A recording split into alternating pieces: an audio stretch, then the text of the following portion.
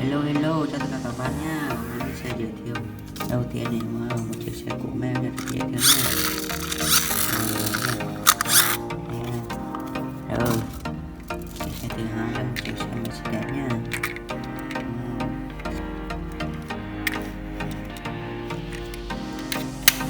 Đây nha các bạn, mở cửa.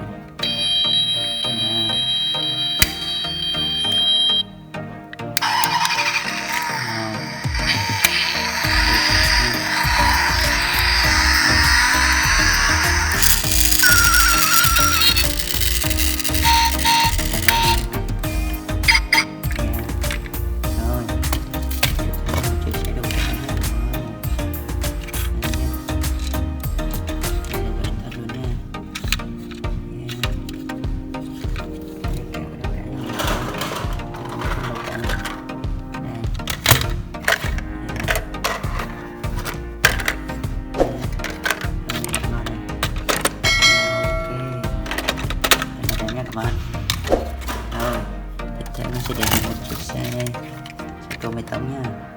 Cái đó đây là động cơ của máy này. Mình cầm cái này mình xoay cái mã lô bê tông này.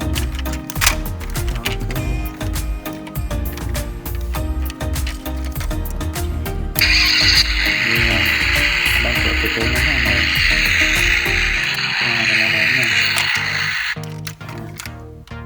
Rồi tiếp theo cuối cùng là một chiếc xe buýt này.